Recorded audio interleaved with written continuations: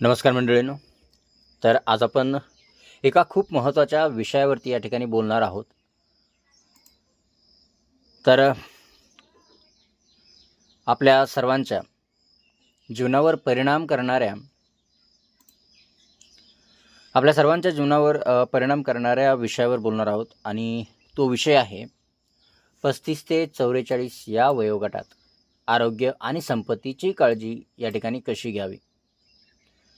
तर हा तो काळ असतो जेव्हा आपण जीवनात अनेक महत्त्वाच्या टप्प्यांवर असतो आणि या दोन स्तंभांकडे या दोन गोष्टींची काळजी घेणे, कोणती तर आरोग्य आणि संपत्ती, या दोन गोष्टींची काळजी घेणे खूप आवश्यक असते.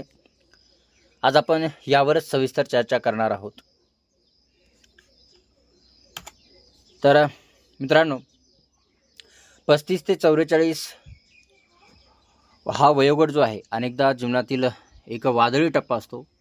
या काळात तुम्ही तुमच्या करिअरमध्ये खोलवर रुजलेले असतात, कदाचित कुटुंबाची जबाबदारी सांभाळत असता आणि तरीही स्वतःसाठी वेळ काढण्याचा प्रयत्न करत असता. या दैनंदिन धावपळीमध्ये दीर्घकालीन आरोग्य आणि आर्थिक नियोजनाकडे दुर्लक्ष करणे खूप सोपे होते. पण लक्षात ठेवा, तुमच्या भविष्याचा एक मजबूत पाया रचण्यासाठी हीच सुवर्ण संधी आहे. तुम्ही आता घेतलेले छोटे मोठे निर्णय तुमच्या पुढील वर्षांवर, तुमच्या निवृत्तीवर, रिटायरमेंटवर आणि तुमच्या कुटुंबाच्या सुरक्षितेवर लक्षणीय परिणाम करतील. आता गरज आणि महत्त्व काय बाबा या ठिकाणी?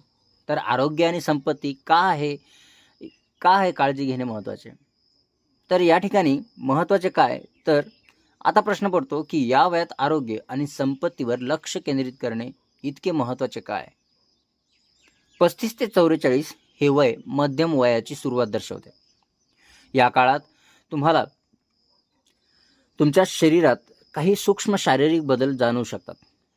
त्याचबरोबर गृहकर्ज, होम लोन, मुलांचे शिक्षण, पालकांची काळजी, अशा अनेक आर्थिक जबाबदाऱ्याही शिगेला पोहोचलेल्या असतात. म्हणजे घरामध्ये लहान मुलं असतात, त्यांच्या शिक्षणाचा आपल्याला विचार करावा लागतो. आपण अनेकदा असं करतो की जे होम लोन वगैरे काढतो, तर त्याचीही काळजी आपल्याला असते, जबाबदारी असते. आणि त्यानंतर जर आपल्या घरामध्ये वृद्ध पालक वगैरे असतील, तर त्यांच्या आरोग्याची काळजीसुद्धा आपल्यालाच घ्यावी लागते. तर जर आपण आता या दोन महत्त्वाच्या स्तंभांकडे, कोणतं तर आरोग्य आणि संपत्ती, या दोन गोष्टींकडे दुर्लक्ष केले, तर भविष्यात आपल्याला मोठ्या आव्हानांना सामोरे जावे लागू शकते. आता याचा विचार असा करा, आज तुम्ही तुमच्या आरोग्याची आणि संपत्तीची जी काळजी घेता, ती थेट तुमच्या उद्याच्या सुरक्षितता आणि मानसिक शांतता यावर डायरेक्ट परिणाम करणार आहे. आज केलेली गुंतवणूक, मग ती आरोग्यात असो वा पैशात, उद्याचे जीवन सुकर करते. तर या ठिकाणी सगळ्यात महत्त्वाचं आपण जे दोन घटक आपण म्हणत होतो, भाग 1 आणि भाग 2, संपत्ती, आरोग्य, आरोग्य, संपत्ती. तर याच्यामध्ये आपण सगळ्यात अगोदर आपल्या पहिल्या आणि सर्वात महत्त्वाच्या स्तंभाकडे वळूया, ते म्हणजे आपलं आरोग्य. नेहमीच म्हटले जाते, आरोग्य हीच खरी संपत्ती, आणि हे अगदी खरे आहे. उत्तम आरोग्याशिवाय तुम्ही कितीही श्रीमंत असलात तरी तुमच्या संपत्तीचा आनंद घेणे किंवा तुमच्या आवडीचा पाठपुरावा करणे आव्हानात्मक बनते.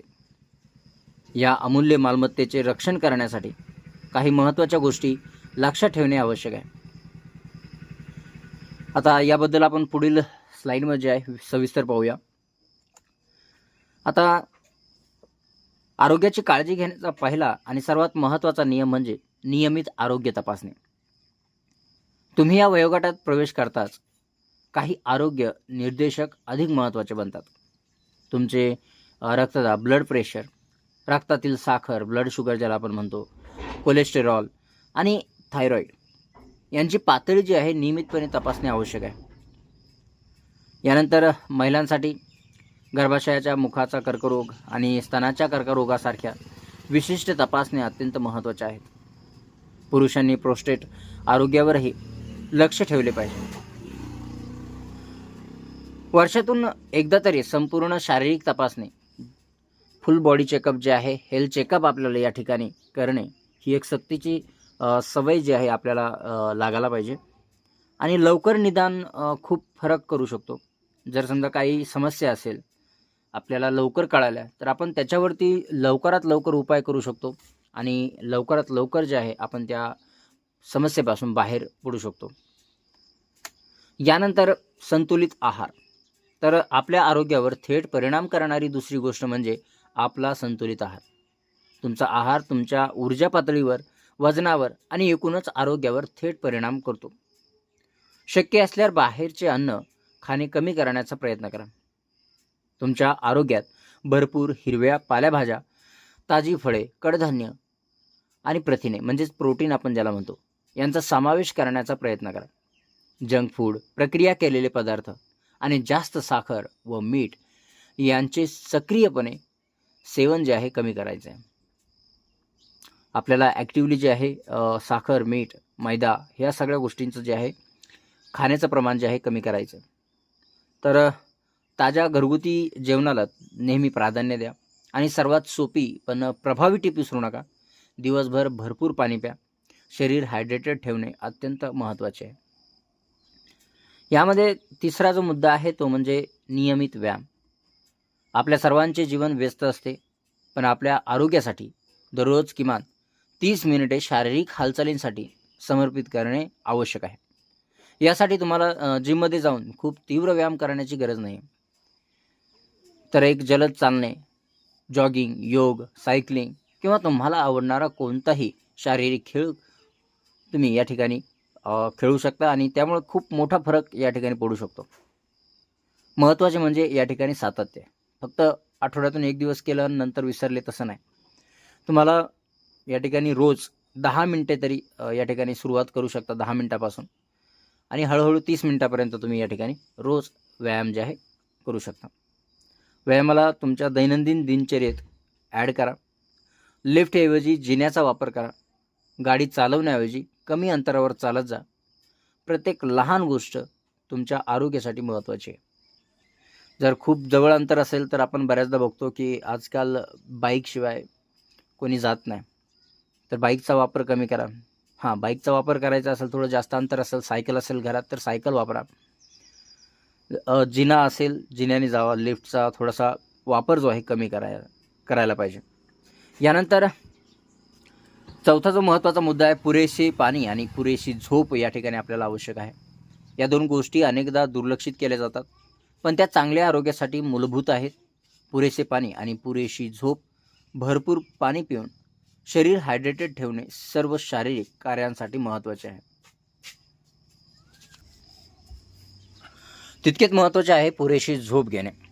बहुतेक प्रौढांसाठी जे अडल्ट आहेत प्रौढांसाठी जे आहेत 7 ते 8 तास झोपेच्या कमतरतेमुळे अनेक आरोग्य समस्या ज्या आहेत उद्भवू शकतात. या ठिकाणी जो प्रौढ वर्ग आहे 35 ते 44 आणि त्यापुढचाही त्यांना झोपेची गरज खूप जास्त असते. शरीर या ठिकाणी रिकवर होत असतं ज्यामुळे तुम्ही आराम केला आणि शरीर रिकव्हरी जी आहे फास्ट होते. तुमची मनस्थिती, एकाग्रता आणि प्रतिकारक शक्ती जी आहे ती वाढते आपली. यानंतर दररोज 8 ते 10 ग्लास पाणी जे आहे या ठिकाणी आपल्याला प्यायचं आहे. ते टार्गेट ठेवायचं तुमचं. शांत आणि गाढ झोप सुनिश्चित करण्यासाठी झोपण्यापूर्वी किमान 1 तास फोन किंवा टॅबलेट वापरणे टाळायचे. आपला 1 तासा अगोदर झोपायला जायच्या अगोदर आपल्याला मोबाईल जो आहे तो स्विच ऑफ करू शकता किंवा फ्लाईट मोडवर किंवा सायलेंट करून ठेवू शकता. यानंतर करिअर आणि कुटुंबाच्या मागण्यांमुळे ताण जो आहे आपल्याला येऊ शकतो. महत्त्वाचे म्हणजे ताण पूर्णपणे काढून टाकण्याऐवजी तो प्रभावीपणे व्यवस्थापित करणे आवश्यक आहे. आपण ताण जो आहे तणाव जो आहे तो काढून टाकू शकत नाही कधीच. त्यामुळे त्याला मॅनेज करणं खूप गरजेचं आहे आणि तो मॅनेज करण्यासाठी योग, ध्यान ज्याला आपण मेडिटेशन म्हणतो, आपले स्वतःचे छंद जोपासणे आणि मित्र व कुटुंबाशी मोकळा संवाद साधणे यासारख्या पद्धती ताणाची पातळी लक्षणीयरित्या कमी करू शकतात. दररोज 10 ते 15 मिनिटे माइंडफुलनेससाठी किंवा तुम्हाला खरोखरच आवडणाऱ्या कामासाठी समर्पित करा. ही छोटी गुंतवणूक तुमच्या मानसिक आरोग्यात मोठे फायदे देऊ शकते आणि तुम्हाला अधिक शांत वाटेल. आता आपले लक्ष दुसऱ्या महत्त्वाच्या स्तंभाकडे वळूया, आपली संपत्ती. आर्थिक सुरक्षितता म्हणजे फक्त पैसा जमा करणे नाही, तर ती तुमच्या जीवनात एक खोलवर मानसिक शांतता आणते. ती तुम्हाला निवड करण्याची, तुमच्या कुटुंबाला आधार देण्याची आणि सततच्या आर्थिक चिंतेशिवाय तुमची स्वप्ने पूर्ण करण्याची परवानगी देते. चला तर मग प्रभावी आर्थिक नियोजनासाठी काही व्यावहारिक पावले पाहूया. तर यामध्ये जे पहिलं आहे ते म्हणजे आर्थिक नियंत्रणाचे पहिले पाऊल म्हणजे बजेट तयार करणे. तुमचे पैसे कुठून येतात आणि त्याहून महत्त्वाचे म्हणजे ते कुठे जातात हे समजून घ्या. तुमच्या मासिक उत्पन्न आणि खर्चाचा बारकाईने मागोमाग घ्या. यामुळे तुम्हाला अनावश्यक खर्चाचे नमुने दिसतील, ज्यांची तुम्हाला कदाचित जाणीवही नसेल. बजेटिंग ॲप्स किंवा साधे एक्सेल शीट वापरून तुमचे आर्थिक नियोजन करा. शक्य तितके तुमच्या बजेटला चिटकून राहा. तो तुमचा आर्थिक मार्गदर्शक आहे. जीवन अनपेक्षित आहे. आपत्कालीन निधी ही अनपेक्षित वैद्यकीय गरजा, त्यानंतर नोकरी गमावणे किंवा इतर कोणत्याही अनपेक्षित संकटाविरुद्ध तुमची आर्थिक ढाल आहे. तुमच्या आवश्यक जीवन खर्चाच्या किमान 6 ते 12 महिन्यांची रक्कम सहज उपलब्ध असलेल्या खात्यात, जसे की बचत खाते किंवा लिक्विड फंड जमा करण्याचे ध्येय ठेवा. दर महिन्याला तुमच्या आपत्कालीन निधीमध्ये लहान रक्कम आपोआप हस्तांतरित करा. लहान योगदानही वेळेनुसार तुम्ही या ठिकाणी मोठे होते आणि तुम्हाला सुरक्षितता देते. तर सगळ्यात महत्त्वाचं म्हणजे एक इमर्जन्सी फंड म्हणून तुम्ही जे आहे प्रत्येक महिन्याला थोडेफार पैसे जे आहे एखाद्या अकाउंटमध्ये तुम्ही तुमचं जे ज्या अकाउंटला तुम्ही वापरत नसाल रेग्युलर, त्या अकाउंटमध्ये तुम्ही या ठिकाणी ट्रान्सफर करून ठेवू शकता, जेणेकरून इमर्जन्सी मध्ये तुम्हाला जो आहे तो फंड, तो पैसे कामाला येतील. तर अशा पद्धतीने तुम्ही इमर्जन्सीमध्ये नियोजन करू शकता, कारण इमर्जन्सीमध्ये आपल्याला पैशांची गरज असते आणि त्यावेळी आपण कर्ज काढतो आणि त्यानुसार मग आपलं खर्च जो आहे तो खूप जास्त वाढत जातो. त्याच्यापेक्षा इमर्जन्सी फंड असा जो आहे या ठिकाणी तुम्ही तयार करू शकता. यानंतर बचत खात्यात निष्क्रिय असलेला पैसा महागाईमुळे मूल्य गमावतो. तुमच्या पैशाने तुमच्यासाठी काम केले पाहिजे. आता बऱ्याचदा असं होतं की आपण काय करतो, आपला जो पैसा आहे आपण प्रत्येक महिन्याला वाचवतो, सेविंग करतो आणि तो पैसा आपण एखाद्या बँक खात्यामध्ये टाकून देतो. आता आपल्याजवळ तो पैसा आहे, पण बँकेमध्ये ठेवल्यानंतर आपल्याला पैसे त्यातून जे आहे पैशाची वाढ जी आहे त्या ठिकाणी आपल्याला दिसत नाही आणि होत पण नाही आहे.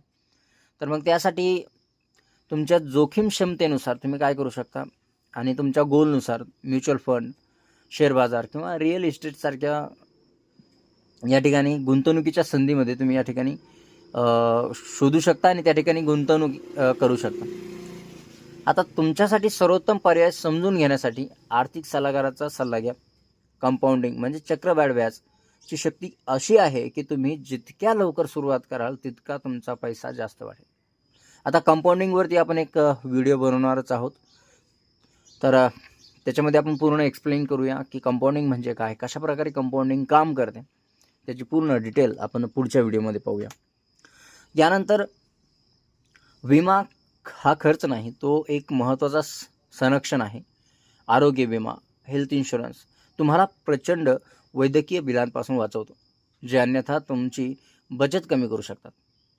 मुदत विमा म्हणजे ज्याला आपण टर्म इन्शुरन्स म्हणतो, तुमच्या अनुपस्थितीत तुमच्या कुटुंबाला आर्थिक सुरक्षा प्रदान करतो, ज्यामुळे त्यांचे भविष्य धोक्यात येत नाही. आता इन्शुरन्स किंवा ज्याला आपण विमा योजना म्हणतो, तर यावरती जर एखादा व्हिडिओ पाहिजे असेल स्पेशल, तर तुम्ही कमेंट करून सांगा, जेणेकरून आपण तो व्हिडिओ तुम्हाला लवकरात लवकर तुमच्यासाठी घेऊन येऊ. तुमच्याकडे आरोग्य किंवा मुदत विमा या दोन्हीसाठी पुरेशी कव्हरेज असल्याची खात्री करा. त्यांचे महत्त्व कमी लेखू नका, कारण इन्शुरन्स खूप महत्त्वाचं आहे आपल्या आयुष्यामध्ये आणि ते गरजेचं आहे. यानंतर कर्ज व्यवस्थापन. गृह कर्जासाठी सारखी काही कर्जे फायदेशीर असली तरी अनावश्यक कर्ज घेणे टाळा.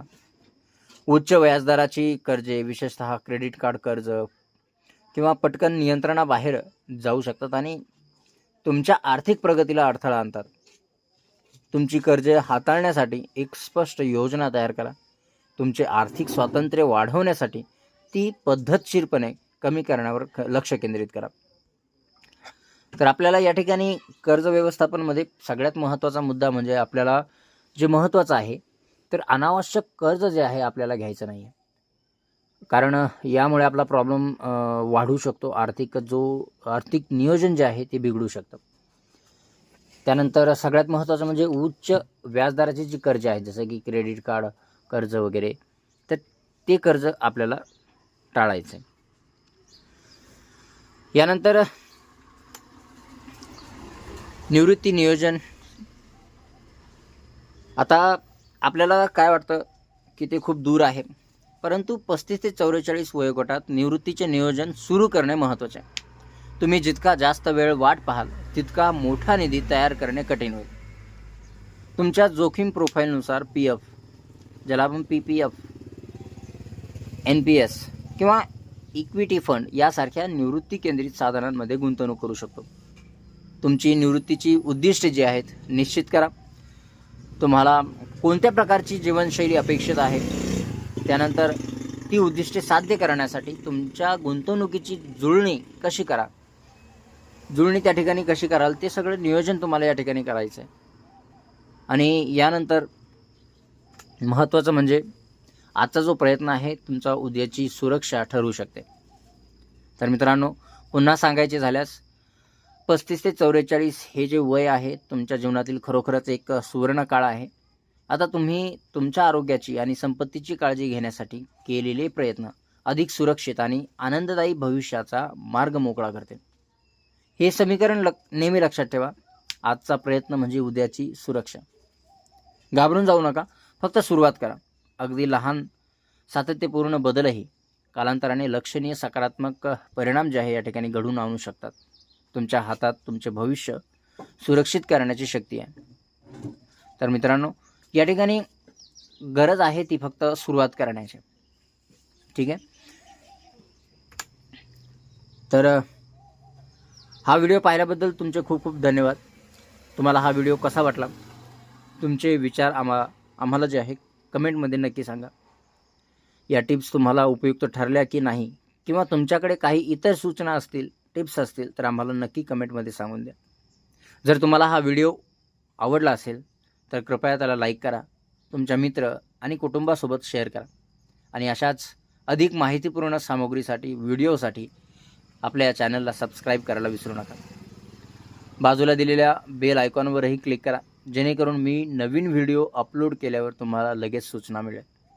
तर आता पुन्हा भेटूया पुढच्या व्हिडिओमध्ये. तोपर्यंत निरोगी राहा आणि आनंदी राहा. धन्यवाद.